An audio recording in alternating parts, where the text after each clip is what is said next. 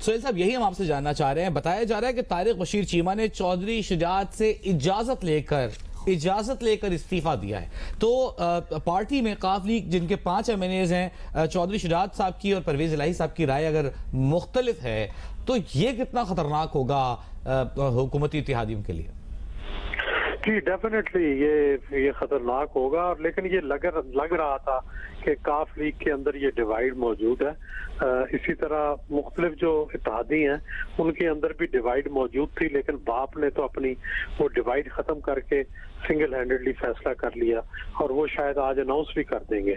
लेकिन काफ लीग मुझे लगता है डिवाइडेड रहेगी और चौधरी तारिक बशीर चीमा जो है वो शायद अब ना माने, वो शायद हुकूमत के खिलाफ ही वोट देंगे। सोहेल साहब, कहा जाता है कि जो इत्तेहादी हैं हुकूमत के, उनका एक हतमी ऐलान के पीछे शायद कोई और बहुत से मुहर्रिकात हों जिनका वो इंतजार कर रहे थे, कुछ ऐसे सिग्नल्स हों। ऐसा भी कोई अमल दखल हो सकता है? काफ लीग में ये फूट सामने आई है, एक ग्रुप जो है वो किसी चीज को फॉलो कर रहा हो, दूसरा ग्रुप जो है वो शायद अपनी जमीर की आवाज को सुन रहा हो। तीसरी दुनिया का मुल्क है, यहाँ पे अदारों की मुदाखलत भी है, यहाँ पर ताकतवर शख्सियतों की मुदाखलत भी है, यहाँ पर इशारे भी देखे जाते हैं, यहाँ पे ये भी देखा जाता है कि अगला सेटअप क्या होगा, उसमें हमें क्या मिलेगा, इस सेटअप में हमें क्या मिला हुआ था। ये सारे अंदाजे लगा कर ही फिर ही आगे चला जाता है। तो मेरा ख्याल है सारे जो इत्तेहादी हैं वो इन चीजों के अंदाजे लगा रहे हैं। दूसरी बात यह थी कि इमरान खान की अपनी पार्टी के अंदर भी 20-25 लोगों के तो नाम सामने आ चुके हैं कि जो खुलेआम बागी हैं। जब वो भी खुलेआम बागी हैं और ये लोग भी इत्तेहादी जो हैं इनमें भी आधे लोग बटे हुए हैं और वो भी देख रहे हैं कि आज या कल वो क्या अनाउंस करते हैं। अगर तो देखें MQM और काफ जो है वो अनाउंस कर देती हैं गवर्नमेंट की सपोर्ट, तो फिर तो कोई शायद इस बात का चांस बचा है कि शायद इमरान खान बच जाए। लेकिन दूसरी तरफ बाप जो है वो क्लियर है। अब ये 3 या 4 इत्तेहादियों का देखें अगले 1-2 दिन में क्या जो है रिस्पॉन्स आता है। सोहेल साहब, हमारे पास इत्तला ये है कि आज जो वजारत आला की पेशकश की गई है परवेज इलाही साहब को, ये मशरूत की गई है कि वो तमाम इत्तेहादी, चाहे वो बाप हो, MKM हो, काफ लीग हो, सबको एक साथ उसकी हिमायत वजीर आजम के पलड़े में डालनी है तहरीक अदम एतमाद के खिलाफ। अगर ये काम करने में कामयाब नहीं होती काफ लीग, तो आप समझते हैं कि वजारत आला की पेशकश बरकरार रहेगी? फिर तो वैसे ही वजारत आला मिल ही नहीं सकती ना। देखें, गुजारिश ये है कि अगर प्राइम मिनिस्टर इमरान खान नहीं रहते, तो इमरान खान प्राइम मिनिस्टर नहीं रहते, तो क्या फिर उनका क्या चांस है कि वो नीचे चीफ मिनिस्टर बनेंगे? फिर तो चीफ मिनिस्टर भी नहीं। आपका हम इस पर तज्जिया लेंगे। एक बहुत अहम खबर यहाँ पर अपने देखने वालों को देनी है। वजीर आजम से चौधरी परवेज इलाही की मुलाकात में ऑपोजिशन को एक बड़ा सरप्राइज मिला है। परवेज इलाही से मुलाकात के दौरान वजीर आला उस्मान बुज़दार से इस्तीफा लिया गया, ये कहना है मोनिस इलाही का। हुकूमत ने चौधरी परवेज इलाही को वज़ीर आला के लिए नामजद कर दिया है। मोनिस इलाही कहते हैं कि परवेज इलाही ने वज़ीर आला पंजाब बनने की प्राइम मिनिस्टर की ऑफर को कबूल कर लिया है। अच्छा, ये ऑफर कबूल कर ली गई है, मोनिस इलाही ये कह रहे हैं। सोहेल साहब, आपको लगता है कि चौधरी शुजात को, तारिक बशीर चीमा को परवेज इलाही साहब बनाने में कामयाब हो जाएंगे? बाप को तो शायद नहीं बना सकते, MKM को भी साथ में अपने ले जाने में कामयाब हो जाएंगे? देखिए, ये बड़ा मुश्किल टास्क मिला है कि चौधरी परवेज इलाही को कोई आसान टास्क नहीं मिला। एक तो PTI खुद डिवाइडेड है, 3 ग्रुप तो देखें, 4 ग्रुप तो ओपन है, अलीम खान ग्रुप है, तरीन ग्रुप है, ये बिल्कुल साथ नहीं देंगे चौधरी परवेज इलाही का। तो क्योंकि ना अलीम खान की बनती है चौधरी परवेज इलाही से और ना तरीन ग्रुप की बनती है। हाँ, उसमें से कुछ लोग जरूर टूट के चौधरी परवेज इलाही के साथ आ सकते हैं।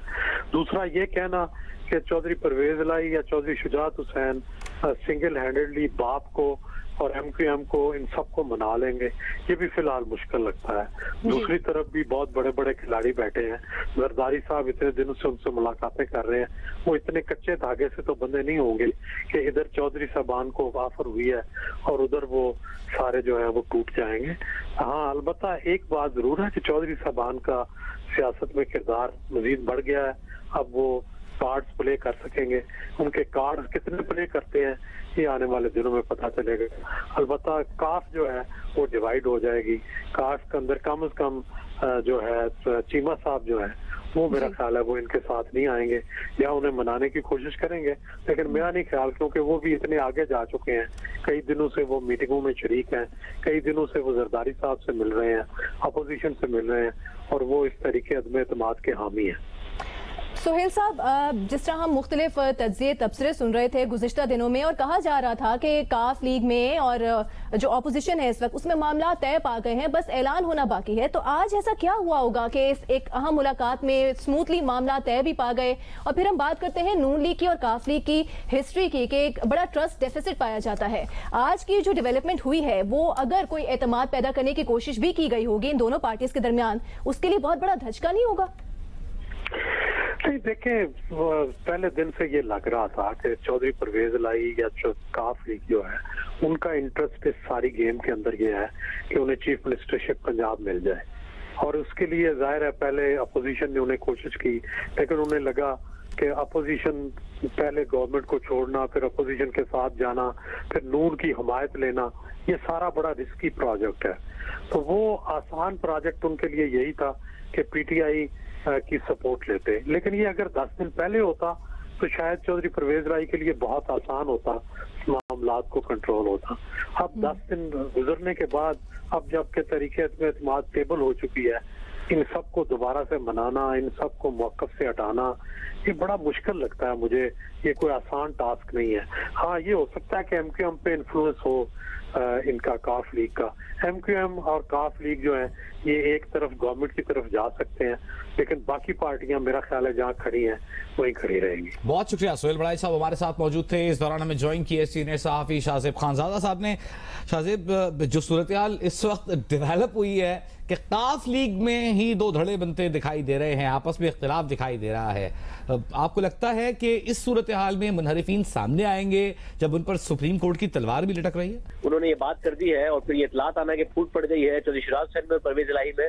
जाहिर है ये खानदान एक बहुत लंबे अरसे से साथ है, इनमें कभी ऐसा नहीं हुआ कि पब्लिकली कोई चीज सामने आई हो। तो जब चीज कंफर्म होगी तभी ये कहा जा सकेगा कि फूट पड़ी है या नहीं, या फिर महज सारी बशीर चीमा साहब को गुस्सा आ गया था और उनको मना लिया जाएगा, जैसा कि इजहार किया जा रहा है मोनिस इलाही साहब की तरफ से या परवेज इलाही साहब की तरफ से जो इतलात आ रही है। मगर अभी इससे यह जरूर वाज़ेह हो रहा है कि हुकूमत को अलग अलग सबको मनाना पड़ेगा। ये जो तासुर था कि ऑपोजिशन को अगर मनाना है तो काफ लीग, एमक्यूएम और बलूचिस्तान अवामी पार्टी को एक साथ मनाना पड़ेगा, कोई एक फैसला नहीं करेगा। तो इस मगर बाद में जाहिर है एमक्यूएम अपनी डिमांड्स लेके आ गई, बलूचिस्तान अवामी पार्टी अपनी डिमांड्स लेके आ गई। उन्होंने कहा कि हम इंडिविजुअल्स हैं। तो हुकूमत को अगर काफ लीग को मनाने में कामयाब हुए हैं तो अब एमक्यूएम को अलग तरीके से मनाना पड़ेगा और बलूचिस्तान अवामी पार्टी को अलग तरीके से मनाना पड़ेगा, क्योंकि ऑपोजिशन आज 161 लोग दिखाने में कामयाब हो गई है और इसमें मुनहरिफ अराकीन नहीं है शामिल। और अगर हुकूमत बाप पार्टी को नहीं मना पाती जिनके पास 5 अराकीन है और एमक्यूएम को नहीं मना पाती जिसके पास 7 अराकीन है, तो 173 तादाद हो जाती है और 172 चाहिए वजीर आजम को हटाने के लिए। तो अभी हुकूमत को बहुत कुछ ऑफर करना पड़ेगा एमक्यूएम को भी और मनाना पड़ेगा एमक्यूएम को भी, बहुत कुछ ऑफर करना पड़ेगा बलूचिस्तान अवामी पार्टी को भी और मनाना पड़ेगा बलूचिस्तान अवामी पार्टी को भी। और उसके बाद की स्टेज है कि अपने मुनहरिफ अराकीन को भी मनाना पड़ेगा, क्योंकि सिर्फ हुकूमत रिलाई नहीं कर सकती कि सुप्रीम कोर्ट का फैसला उनके हक में आ जाएगा, या अगर सुप्रीम कोर्ट ने फैसला ना दिया तहरीक अदम एतमाद वाले दिन से पहले तो फिर मुनहरिफ अराकीन जो है वोट नहीं देंगे। तो हुकूमत के पास अभी बहुत सारा टास्क है जो उसने करना है, मगर ये हुकूमत की इस वक्त की एक बहुत बड़ी विक्ट्री है। बड़े दिलचस्प टाइम है हमारे लिए। वजीर आजम कहते थे, इमरान खान कहते थे कि वसीम अकरम प्लस है उस्मान बुज़दार। कभी आप सोच सकते थे कि वसीम अकरम को टीम से ड्रॉप कर देंगे इमरान खान? और वजीर आजम इमरान खान बताते थे कि सबसे बड़े डाकू है परवेज इलाही साहब। कभी आप सोच सकते थे कि जिसको सबसे बड़ा डाकू कहा था उसका पंजाब को एक दफा फिर वजीर आला लगा देंगे इमरान खान? अच्छा शाहजेब, ये बताइएगा कि अभी हम जब गुज़िश्ता दिनों ये सारी पेशरफ देख रहे थे तो ऑपोजिशन हमें बड़ी स्ट्रांग नजर आ रही थी, हुकूमत हमें वीक जरा नजर आ रही थी। क्या हुआ आज के दिन में, कल रात, आज क्या हुआ? आपको लगता है पर्दे के पीछे कुछ हुआ? एक मुलाकात होती है, उसमें परवेज इलाही को सीएम बनने की ऑफर की जाती है, वो ऑफर कबूल भी कर ली जाती है, बुज़दार को हटा दिया जाता है। क्या कुछ पर्दे के पीछे हुआ है, या आपको लगता है कि हुकूमत ने प्रेशर में आकर इवेंचुअली वो फैसले ले लिए हैं जो वो नहीं लेना चाह रही थी? देखिए, जाहिर है हुकूमत को आखिर तक लगता था कि चीजें मैनेज हो जाएंगी जिस तरीके से 3.5 साल तक होती आई हैं, और वजीर आजम अपना ये तासुर भी रखेंगे कि मैं किसी से ब्लैकमेल नहीं होता हूं और ब्लैकमेल होकर फैसले नहीं करता हूं। तो इसलिए आखिर तक उनकी उम्मीद यही थी।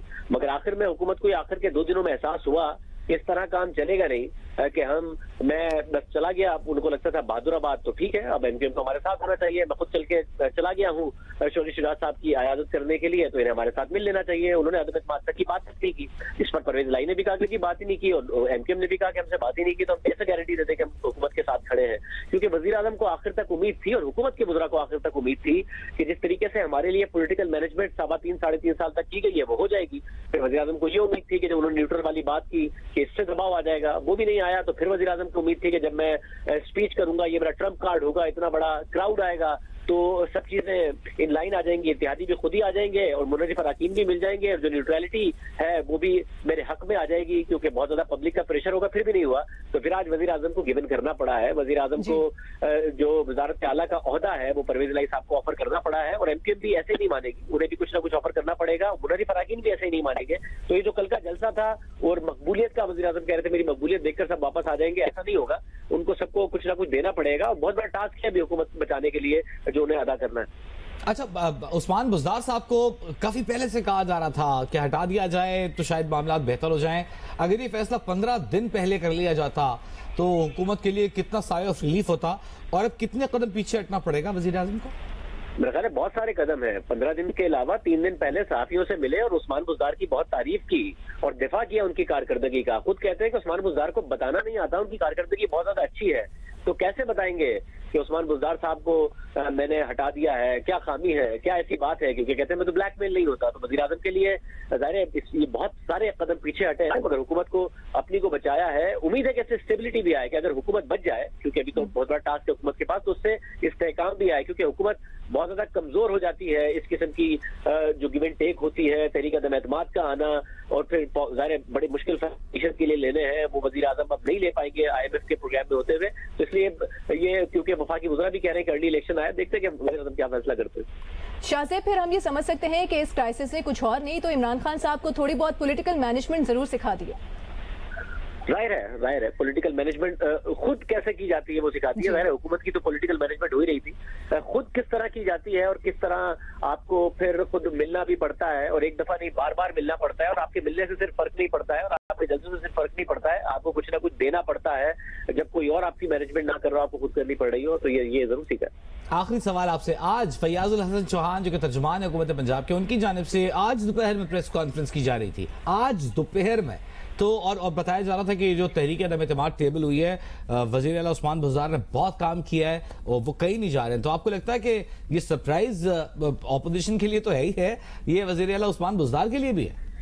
मैं ख्याल उस्मान बुज़दार साहब को हिंट जरूर मिल रहे थे, मगर ज़ाहिर पार्टी का अरकान को नहीं पता था, मगर उन्हें आखिर तक उम्मीद जरूर थी। जब वज़ीर आज़म उन्हें पता चले कि 2 दिन पहले तक वज़ीर आज़म मेरी तो कारकर्दगी की तारीफें कर रहे हैं, तो मुझे कैसे निकालेंगे? तो जाहिर है जिसमें अलीम खान ग्रुप है, इन तीनों ग्रुप्स को मनाना अब इस वक्त सिर्फ तहरीक इंसाफ की जिम्मेदारी नहीं होगी, परवेज इलाही साहब की भी जिम्मेदारी होगी अगर वो उस्मान बुज़दार को हटा के वज़ीर आला बनना चाहते हैं, क्योंकि इनके अपने ग्रुप में, जहांगीर तरीन ग्रुप में, अलीम खान ग्रुप में भी वज़ारत आला के अपने उम्मीदवार मौजूद हैं। तो अभी खुद परवेज इलाही साहब के लिए एक बहुत बड़ा टास्क है वज़ारत आला के लिए।